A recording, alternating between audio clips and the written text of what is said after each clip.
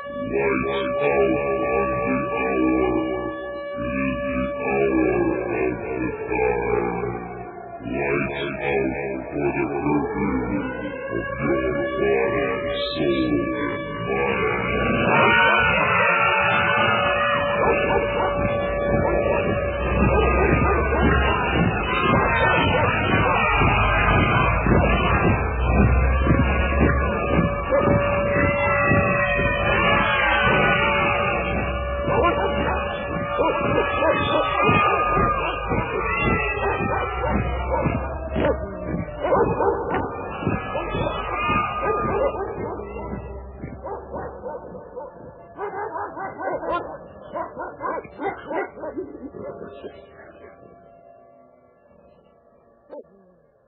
You're listening to The Hour of the Time. I'm Pooh. And I'm William Cooper.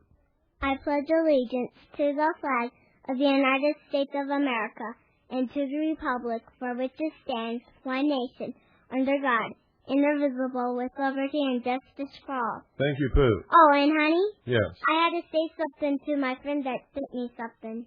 Okay. It's that flag book. Oh, the flag book, yes. Yeah.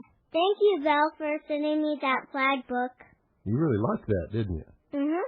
Well, I did too. I think it was wonderful. What's going to happen right now? Well, Allison's going to come up and do her stuff. Look, I'm sitting on her papers.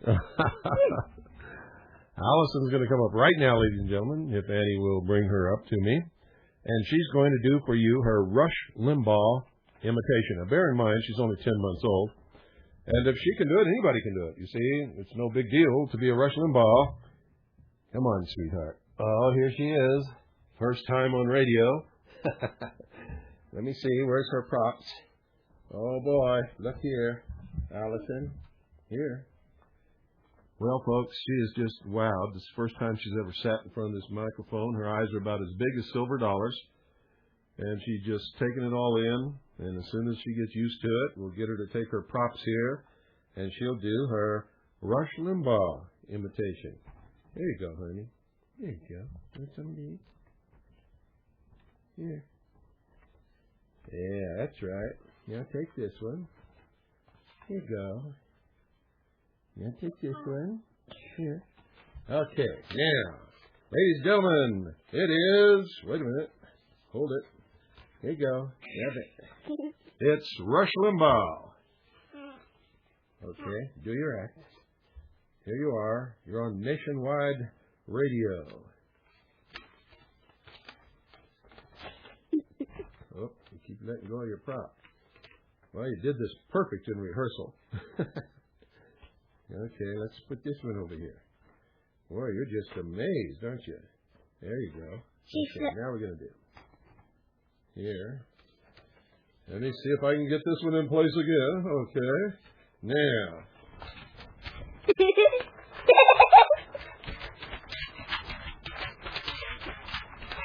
Ladies and gentlemen, Rush Limbaugh, broadcasting excellence, coming to you from the Conservative College of Broadcasting.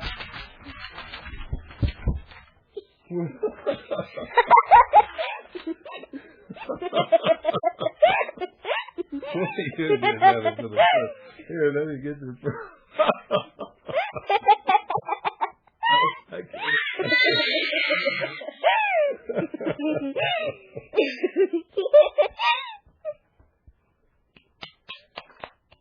Oh, boy. Well, everybody give her a hand. She did a wonderful job.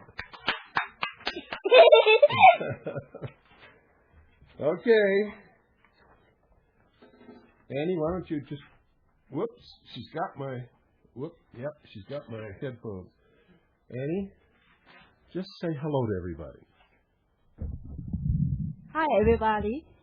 I thought I'd never in my life get her to even go near a microphone. If it wasn't for Allison tonight, she would never have done it.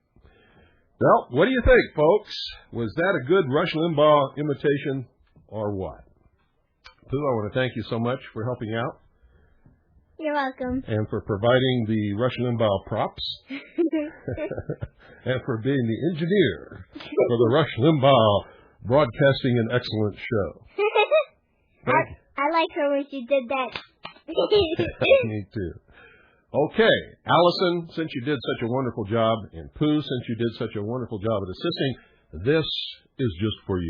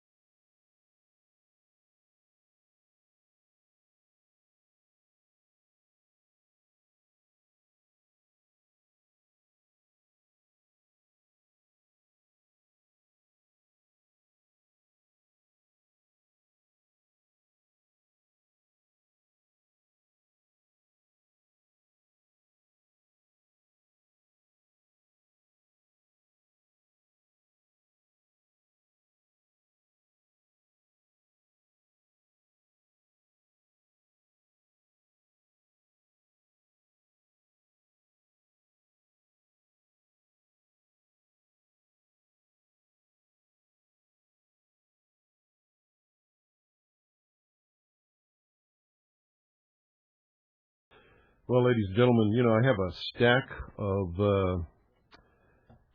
of things that I need to reveal to you tonight and tomorrow night and the next night until I get through this. And it's all current events and news and things that you need to know. Things are happening. They're happening very fast. And I'm going to read you a letter. I'm going to read you an article that's going to appear in the next issue of Veritas. And I'm going to read you an article that appeared originally in the Israeli newspaper Haaretz, written by Eri Shavet, and that was reprinted in the New York Times. And I think a lot of this stuff is just going to floor you. I want to make a prediction now because I can clearly see a pattern forming here, ladies and gentlemen, and I remember a remark that President William Clinton made on the Larry King show last year in early 1995. Larry King was asking him about the 96 election and about his campaign and all that kind of stuff, and Bill Clinton made a remark that nobody else in the whole country picked up except for me. I heard it loud and clear. It was like somebody was beating it into my brain. He said, and I quote, "I don't think there's going to be a 96 election," end quote. I can see the preparations now. I warned you about the escalation of terrorist attacks, and I was right. The caller last night was absolutely correct. There was a terrorist attack in Saudi Arabia, which killed several Americans and wounded a whole lot more. If you look at the building, it looks just like the Alfred P. Murrah Federal Building in Oklahoma City after the bomb explosion there.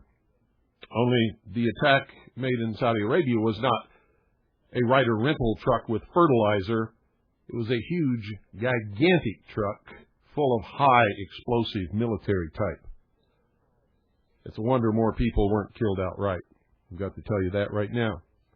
But the amazing thing is that the instructions of the Pentagon and the State Department were that all foreign embassies military installations, barracks, etc., etc., etc., were supposed to be barricaded so that no truck could ever get close enough to cause this kind of thing to happen. So somebody intentionally disobeyed that order so that it could happen, and it did. And I got to tell you something else, ladies and gentlemen. I can see the preparations. I can see the media propaganda on television preparing you for the worst terrorist attack in the history of the world to occur at the Olympic Games in Atlanta, Georgia this summer, after which martial law will be declared. Patriots and militia members across this country will be pursued and tracked down. A civil war will erupt. There will be no 1996 elections. I can see it just as if I were gazing into a crystal ball. All across this country, they are storing foreign, Russian, and Eastern Bloc equipment. Most of it is NBC warfare type equipment. It is either for decontamination or for use in a contaminated area. All of it can be buttoned up tighter than a drum. And it has filters for radiation and for biological warfare and chemical agents. All across this country, foreign military personnel are here training. It's not a joke. It's not a lie. It is not supposition. It is not a guess. It is fact, collected by intelligence service operatives all over this country. We have photographs. We have documentation. We have witnesses. We have tape recording of people asking people dressed in United States Army uniforms who can't speak English. We now have a German Air Force base on American soil, a permanent German Air Force base, not a training detachment. Not some people are coming over here for just a little while. A permanent German Air Force base on United States soil at Holloman Air Force Base in New Mexico. German, East German, and other Eastern Bloc pilots have been brought to the United States and have been training at terrain identification from the air for several years now. I'm going to tell you this, and you had better listen to me. If you're not ready for a complete breakdown of society and civil war within the next year, you had better get ready right this moment, because I'm telling you, I can smell it, I can taste it, I can feel it, I can see it.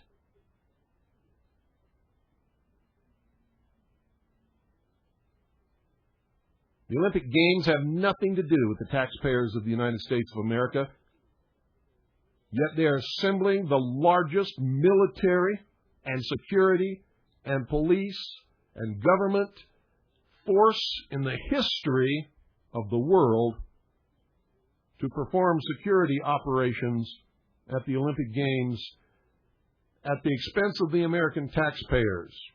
And it's going to cost several $100 million, and I'm telling you right now, for several $100 million, we do not need the Olympic Games in the United States of America, ever. If it cannot support itself from its own revenues, it does not need to be here. And for the danger that it represents to the Republic and to the people who are going to attend, I say, tell the Olympic Games to go somewhere else. Get them out of America and do it now. Cancel it. If that doesn't happen, I'm telling you, ladies and gentlemen, that the globalists, the lying, socialist, puke-faced dog pigs in this world are going to kill people at the Olympics in Atlanta. And President Clinton's prediction that there will be no 96 election will come true. Did you just hear what they said? They're making the war against terrorism the major agenda at the G7 meeting. Do you think it's coincidence, ladies and gentlemen, that just in time, when Clinton is going down the tubes, all of these revelations about him are coming out now, he's in deep trouble, really deep, deep trouble. Everybody is objecting to what's happening. Americans are up in arms. All of a sudden, a bomb goes off in Saudi Arabia and kills a whole bunch of Americans, and now Clinton is back on solid ground.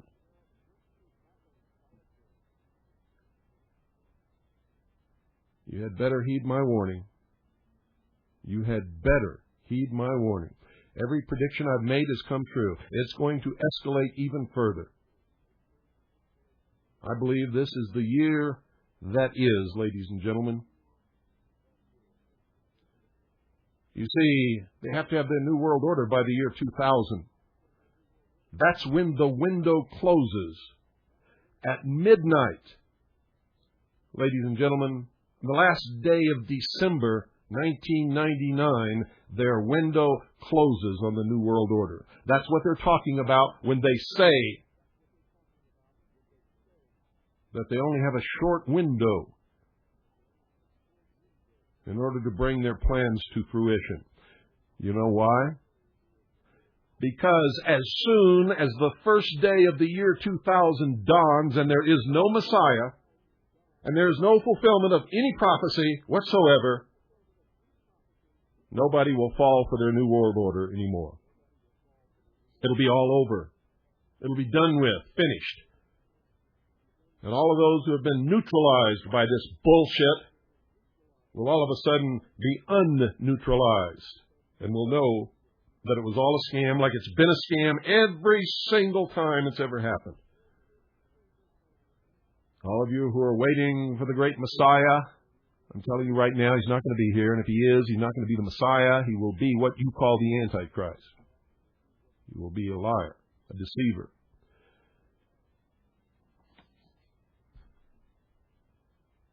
Pay attention. I'm giving you a warning. And I've never felt so strong about anything that I've ever said before. I can see it all taking shape. It's so easy to decipher. And remember what I delivered to you the other night. I gave you the whole history from the Roman Empire through the Third Reich right up to the present day. And if you can't see it, you're blind. Blind as a bat. Dear Bill, we haven't heard from you at all since we mailed you the last package of documents. We, too, have been caught up in continuing research as well as the daily struggle to make a living and survive. Here is something precious to our hearts and minds. This marvelous tape is of a lecture given by one of our most beloved heroes, Leonard Peikoff, in 1986. You may remember his book, The Ominous Parallels, from which you've quoted over the air. Peikoff delivered this speech at the Ford Hall Forum to a sizable audience. I'm not going to play that tonight, folks, because I haven't heard it yet, but as soon as I have and determine how much time it is, I may play that on the air. And I continue. Lee and I realize, after having pulled together documents, manuscripts, historical, scientific, and technological data, political data on all the world's religions, covert and overt, philosophies and political systems, that only our founding fathers were legitimate politically, and only objectivism is sane, legitimate, or moral philosophically. This tape may just begin to explain why. We've also enclosed a little cartoon from a very useful book source. We've ordered from them ourselves. They seem to understand what's going on. They carry interesting books, essays, and pamphlets covering much, but not all, data concerning the two Hegelian factions of the world order. The owners are booksellers, not ideologues, and as such appear to hold no particular opinions themselves. They just sell the data. You read it and do your own concluding. The cartoon is certainly explicit in identifying the two factions in the battle. The Vatican Catholic faction, of course, represents mysticism and collectivism in the feudalistic communism form, with a ruling elite. Ideologies of nihilistic mysticism, present in all religions, Eastern and Western, self-denial, environmentalism, anti-capitalism, and abrogation of any private property rights held in place by religiously or politically motivated fear and force. This is an oversimplification, of course. The British Protestant faction, British Israelism, all Protestant religions, Judaism, British Israelism, Christian identity, Christian fundamentalism et al. It represents fascistic socialism with an anointed monarchy, primitive tribal or racist collectivism, environmentalism, ethnic cleansing, strangely, anti-Semitism. We Aryans are the true Israel, they say. Anglo-Saxon, Celtic, Norse, racial primacy, etc., etc. If you read some of the literature from the Aryan nations, Pete Peters or even the Montana Freeman, you'll see the ideology of this very well-funded faction at its grassroots, in effect, Christian patriot level. Of course, by now you had realized that the infiltration and subversion of the patriot movement by religious and ethnic racial bigots and fascists was top-down Hegelian planning and goes right to the door of 6 Buckingham Gate, London, SW, England, as well as to the Tom Valentine German Nazi Bund in this country. Our nation is slated to go with the British faction. And I can tell you, ladies and gentlemen, the writer of this letter is right on the money. They've got it pinned, just like I've been teaching you all this while. There are 2 factions, one represented by the Vatican, allied with the French Grand Orient Lodge of Freemasonry, which represents communism, and the other is the British oligarchy allied with international Zionism. It is Protestant in nature. And they continue, Lee and I oppose both factions, preferring objectivism and the individualistic and Enlightenment philosophies of such patriots as Patrick Henry, Ethan Allen, Thomas Paine, Thomas Jefferson, and other such heroes. And I must admit, ladies and gentlemen, so do I. The whole battle is essentially the old political power conflict between the 2 factions of royalty or nobility, the Guelphs and Welfs. These 2 noble clans can and do track their ancestry back through ancient Egypt and to ancient Mesopotamia. Imagine being so caught up in one's bloodline ancestry, another vestige of collectivist thinking, that one would destroy the world if necessary in order to conquer it. By the way, we have networked with several objectivists who have also examined the emergency law and government problem as well as the United Nations travesty. Some of these individuals are attorneys. They and we, independently but coincidentally, have concluded the same thing. If we revoke emergency law and government and return to constitutional government, we simultaneously render null and void any and all treaties made with the United Nations or any other nation or sovereign entity. This is because these treaties were made not with the constitutional United States, but with the corporate United States. Dissolve the corporate United States, dissolve the treaties. Yes, it would work. We must then focus on exposing and revoking emergency law. We hope to hear back from you on this point. Call us at home if you want to discuss it. I certainly will. That's from Lee and Jean, who have done an awful lot of intelligence gathering and input that has helped us over the years, and I thank them. But I have to tell them and all of you that if you actually really believe that you're going to solve this problem at this late date with a vote or with a fax or with a telephone call or with a letter to your representatives or senators or by voting in someone to the national offices or to the White House who's going to clear up this problem, you are dreaming. It's gone too far. It's over the edge. We have no control on a national level whatsoever. They don't care about us. They don't listen to us. And they are going to have their new world order if they have to kill 6 billion people. Unfortunately, that's just about the whole world. But that's the way they think, ladies and gentlemen. And one of their goals is to reduce the overall population of the world by quite a bit. I have actually seen figures written by these people in their own reports and papers, which talk about a total emerging population in the United States of America of 100 million people when the conflict is finished. That should give you some idea of what they are prepared to do and what depths of absolute tyranny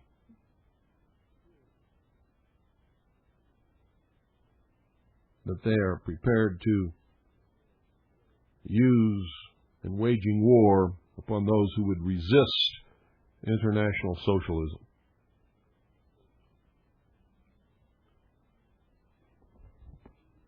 I'm going to save that article for later. In fact, I may not even read it on the air. It's going to be in Veritas anyway. But you've got to hear this. It's entitled, How Easily We Killed Them. How Easily We Killed Them, by Ari Shavet, a very well-known and respected Israeli journalist who writes a column for the Israeli newspaper Haaretz, a Hebrew language newspaper from which this article was adapted. We killed 170 people in Lebanon last month. Most were refugees. A good number were women, children, and the elderly. 9 civilians, including a 2-year-old and a 100-year-old man, were killed at Sakmor, a village. 11 civilians, including 7 children, were killed at Nabtiya, a town, at the United Nations compound at Kana, a village. 102 were killed. We killed all these people, not in a fit of inflamed passion, not because of messianic extremism or nationalist fervor. We killed them under the umbrella of a peace campaign, under the leadership of a peace government, and in the midst of an election campaign that features peace. We killed them so that peace could be re-elected.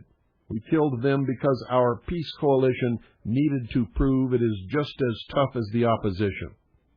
How easily we killed them, without shedding a tear, without establishing a commission of inquiry, without filling the streets with protest demonstrations, and without the carnage claiming a place as an election issue. It would seem we have matured quite a bit, for this time we shot and did not weep. This time we killed with yuppie efficiency. We were meticulous in our cold calculations and matter-of-fact considerations, meticulous in emptying out the villages in an orderly, precise manner, meticulous in killing only from a distance, and we did it all in a secular way, ignoring the archaic concepts of sin, of God's image of thou shalt not kill. Our one big alibi was this: the responsibility is not our own, it is Hezbollah's. But this is a somewhat bogus alibi, for when we decided to carry out a large-scale offensive in civilian regions in southern Lebanon, at a time when no mortal danger was posed to Israel, we decided, in fact, to spill the blood of X number of civilians. When we decided to remove 500,000 people from their homes and to shell those remaining behind, at a time when in Israel there was not a single civilian victim, we decided, in fact, to execute dozens. What allowed us to make such cruel decisions without perceiving ourselves as scoundrels was their anonymous statistical character. For we did not know that we would kill precisely that mother in Nabatea and her 7 children, all buried under the ruins of their home. We did not know we would kill precisely the 3 children of the Dib family and 5 children of the Belhas family, whose parents harbored the mistaken belief that the United Nations site at Kana would protect them from us. All we knew was that a large-scale killing of civilians was inseparable from the futuristic combat style the Israel Defense Forces have chosen. All we knew was that it could be assumed that the operation would kill 100 civilians, give or take a few. Still, it is important to be precise. We did not kill them with prior intent. We killed them because it was not important for us not to kill them, because the yawning gap between the unlimited sacrosanct importance we attribute to our own lives and the very limited sacred character we attribute to the lives of others allowed us to kill them. Now listen very carefully to this next paragraph, because if it is true, then it's time that we take the vipers out of Washington, D.C., and restore the Constitution and the Republic to its lawful place as the supreme law of the land. Listen very carefully, ladies and gentlemen.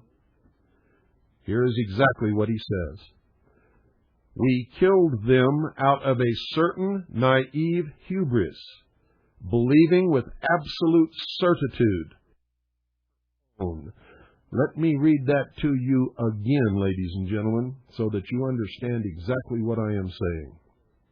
Or I should say, what Ari Shavit is saying, or I should say, confessing, admitting, quote, we killed them out of a certain naive hubris, believing with absolute certitude that now, with the White House, the Senate, and much of the American media in our hands, the lives of others do not count as much as our own. Believing we really have the right to instruct 400,000 people to leave their homes within 8 hours, and that we have the right, when those 8 hours have passed, to treat their homes as military targets, and that we have the right to drop 16,000 shells on their village and small towns, and that we have the right to kill without being guilty.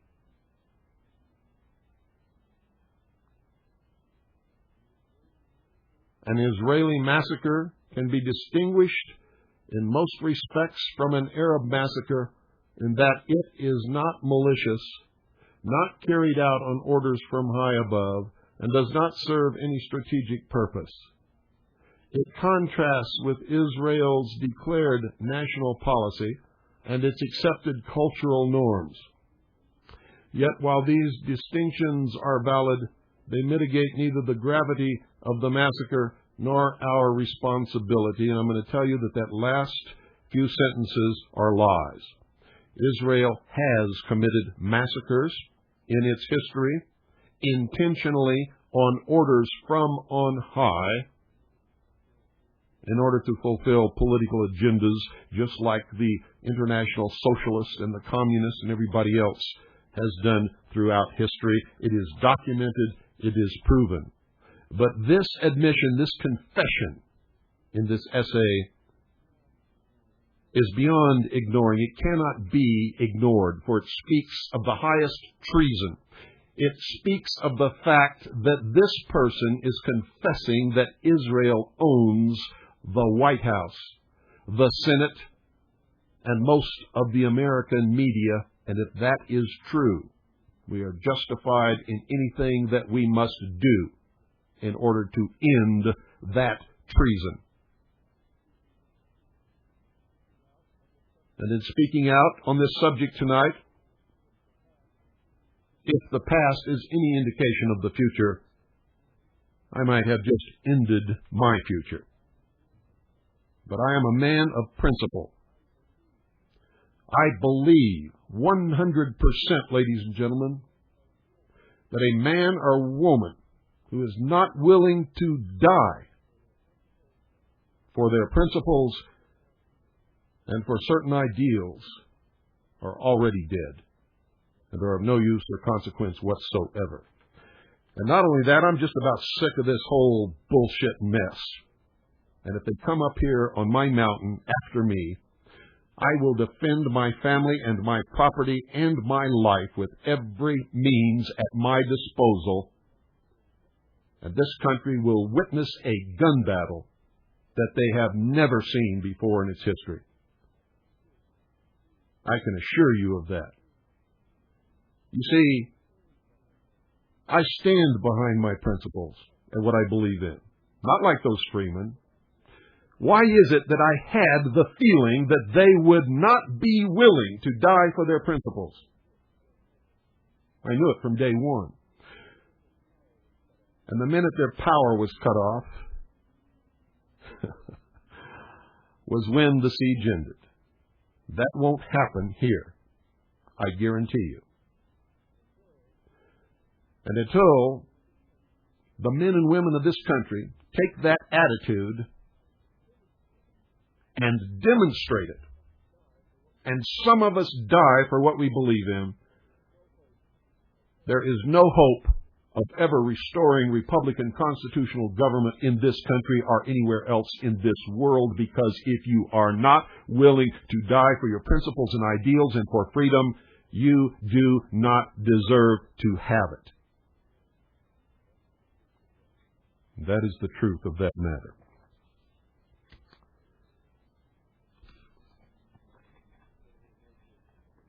I have a little note here from somebody who wrote, "Dear Sir, sorry there is no, this is a note we wrote to the person.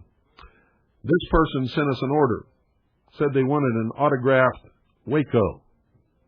We don't have an autographed Waco. So we wrote a little note back, says, Dear Sir, sorry there is no such material autographed Waco available on our list. Please call. We gave the number. And we did that because if you order an autographed Waco and we send you something else, we could be liable under the law. And so we don't do that. If your order is not specific or we can't reasonably decipher your order, we send your money back to you and ask that you clarify it. But this person took affront to this and got real smart-ass about it and wrote this little note. At this time, how many books are you promoting autographed and selling for $35? That's not the point. The point is you ordered an autographed Waco. And under the law, we are obligated to supply you with what you ordered. Since all of the people, except one, in the Branch Davidian Last Will and Testament tape are dead, we could not provide you with any autographs, nor would we if they were alive. And so that's why we sent your money back with this little note for you to please call and clarify your order so that we could fill it for you. We didn't need your little smart-ass comment. But I got to tell you, we have entered your order now, even with this comment, for your autographed copy of Oklahoma City Day 1, which obviously, in your pea-brained mental state, you thought was a Waco tape. I have another letter here. Dear Bill, how are you doing? I realize that you are working extremely hard and truly appreciate your broadcast the hour of the time. I also receive Veritas, and it is also extremely valuable. Priceless, he says. Enclosed, please find a check in the amount of $35 for an autographed copy of the book Oklahoma City Day 1. I am sure that if it is anything like your broadcast and our Veritas, it too is priceless. May the good Lord bless you and your family. Keep up the good work. Thank you very much, Ron. I really appreciate that. And I've got to tell you, folks, we've been getting some extremely intelligent letters lately. And we got a whole basket of letters about the Aaron Russo thing. Not one of them negative, all congratulatory, all expressed surprise and disappointment that it happened, of course, as did I and still do. Here's another letter. Dear Mr. Cooper, I really enjoy your shortwave radio program. Keep up the good work. The reason I am writing you today is to request a song on your program. It is called Hey America by The Remnant. It's a great song with a great message about a subject we are all familiar with, the New World Order. I think your listeners will really enjoy it. And this is from Lucy. Lucy, I'm sure they would, but I don't have it. If you would send it to me, I'll listen to it, and if it's in conformance with the rules by which I broadcast, then I'll certainly will play it. You know I love music, and any time I can get my hands on some new stuff, I love it. Dear Mr. Cooper, hello from Texas. I love your program. You tell it like it is. It makes me sick how stupid the sheeple are. I tell people about the New World Order, but they think I'm crazy. I did just like you said on the radio. I did my own research. You are 100% correct on the things you say about the secret societies and the New Order. You have another ally down here in Texas. I love what you're doing, Bill. I have most of your programs on tape. I listen to them all the time. Could I give people a copy of them? Yes, you can. In fact, ladies and gentlemen, anything we produce, you can reproduce and give to anyone as long as you give it. You are forbidden to sell anything that we produce, even at cost. If you're going to give it away, then give it away. If you're going to sell it, you are forbidden. All of our material is copyrighted. You cannot sell anything that we produce, but you are welcome to give it away from the goodness of your heart. Reproduce as much as you want and give it away. That's fine. Tapes, anything. My book. You can take my book down to the copy store and copy it as long as you give those copies away. If you ever sell a copy, I'm telling you, I'll find out about it and I'll get you.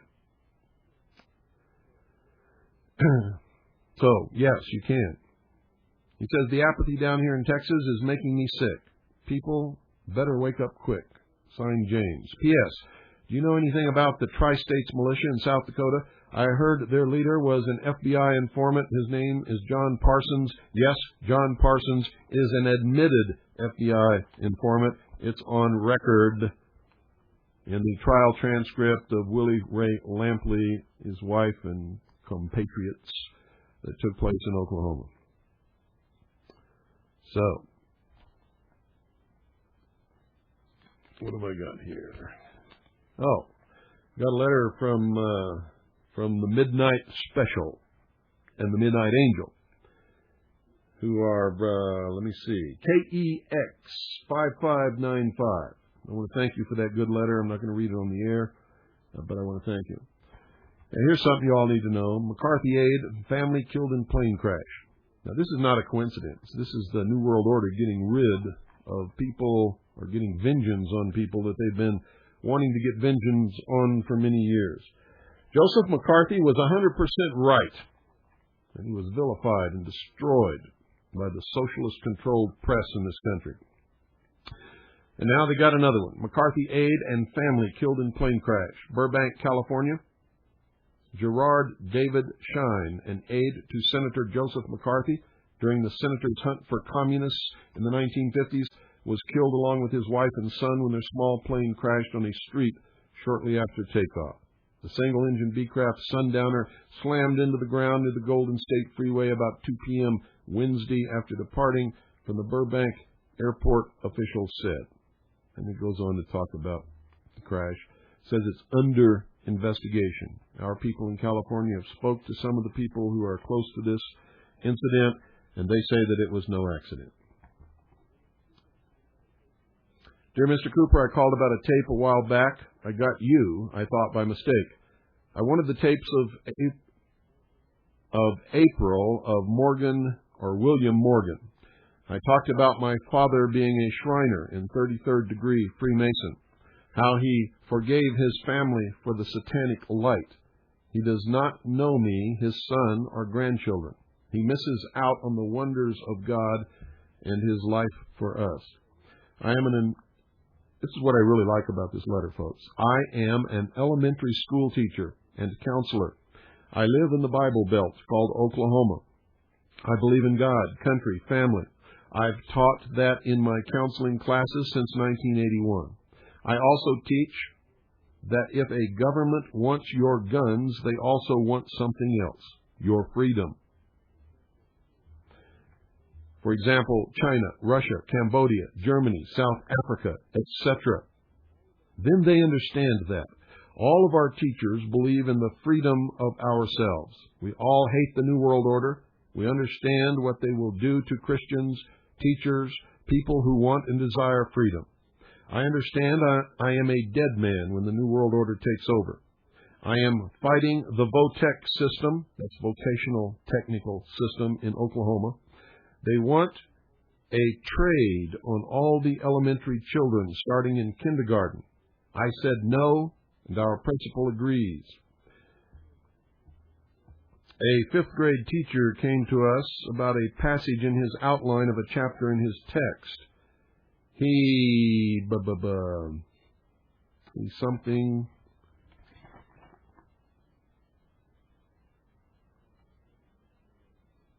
At homosexuality. I can't read this first word, ladies and gentlemen. Something at homosexuality. I told him to take it to the principal and show it, talk about this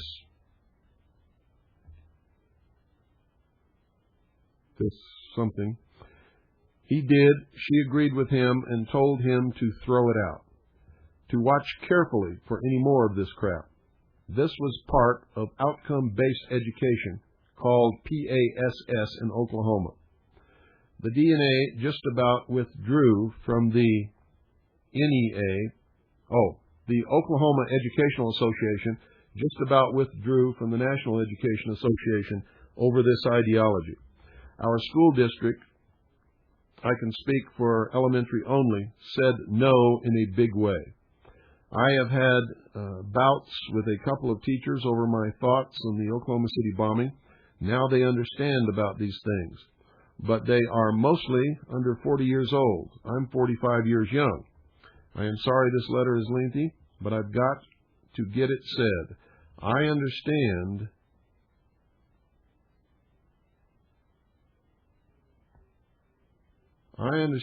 this through the tapes Veritas in the hour of the time. The teachers understand this through me. I want to thank you from the bottom of my heart for standing tall in the saddle for us. I am reloading as fast as I can. Good for you. I am acquainted with some of the best bench rest shooters in the world. I've gotten several short stories published in the Varmint Hunters magazine. I have never shot a coyote over 880 yards away, but I have at 800 yards. I got interested in this New World Order through reloading and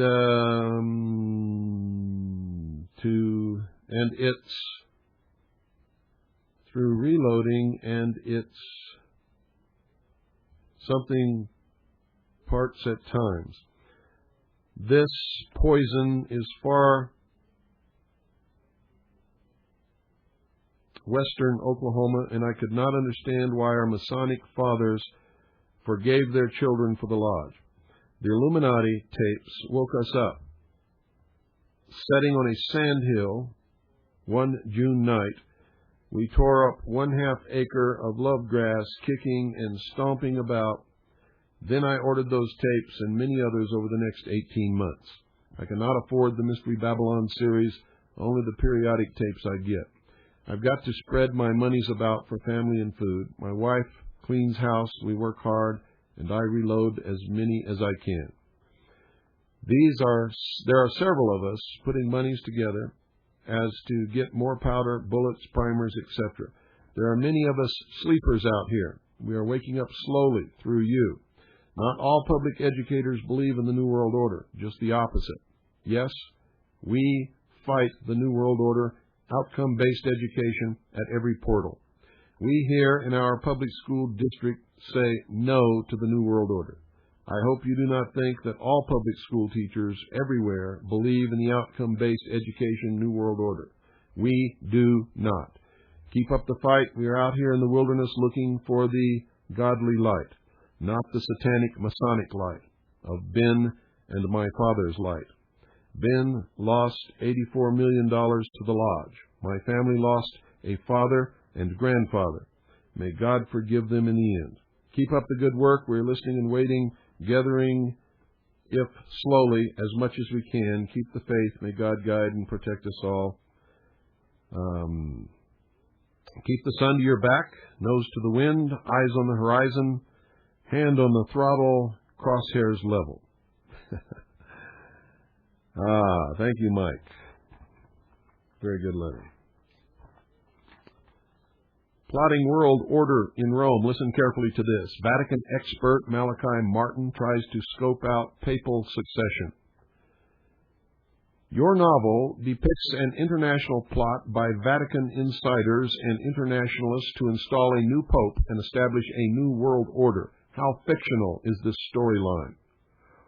He says, not very. There is an unspoken alliance today between powers inside the Vatican and leaders of major international humanist organizations who would change the Roman Catholic Church from a sacred institution to one whose primary function is to act as a stabilizing social force in the world.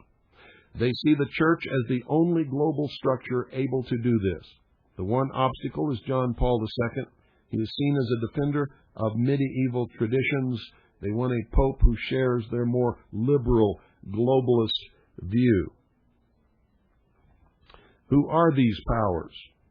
And he answers, cardinals of the Church, the men who will elect the next pope. I describe them as conciliarists. The Church today is divided. Monolithic faith is gone. The new rival factions, traditionalists who prefer the Church as it was before the reforms of the Second Vatican Council, and conciliarists who want to liberalize church doctrine on everything from divorce and contraception to abortion and homosexuality.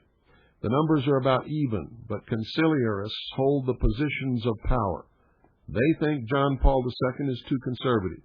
Traditionalists don't think he is conservative enough. What about the non-church part of the alliance? Who are they? And he answers, academia, foundations, non-governmental organizations, even some governmental agencies. They have vast resources devoted to population control, education, and economic and social stabilization.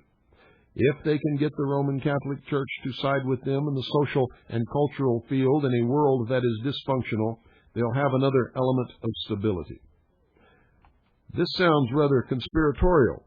And he answers, just as I always have told you, listen to this, it's not a conspiracy, but it's deliberate. Conciliarists and non-church globalists think the same way. Neither likes the Pope's policies. They are preparing for the selection of the next Pope. Why write this as fiction? Why not name names? And he answers, some of the cardinals involved are well respected and loved. Understandably, many people would react emotionally in defense of the cardinals and would miss the larger point. I plan to write a monograph in the fall that names some names. Plotting world order in Rome. Get it. Read it. That appeared in the U.S. News and World Report, June 10th, 1996. You can get it and read it yourself. A parable about shaping behavior, another editorial that appeared in Machine Design, May 23rd, 1996. Once upon a time, there lived a man named Clarence who had a pet frog named Felix. Clarence lived a modestly comfortable existence on what he earned at Walmart, but he always dreamed of being wealthy. Felix, he exclaimed one day, we're going to be rich. I'm going to teach you how to fly. Felix, of course, was terrified at the prospect.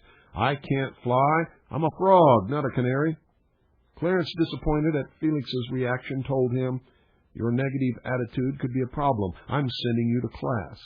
So Felix went to a 3-day seminar and learned about problem solving, time management, and effective communication, but nothing about flying.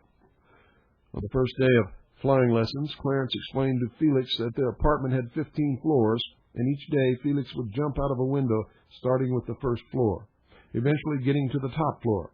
After each jump, Felix would analyze how well he flew, identify the most effective flying techniques, and implement the improved process for the next flight.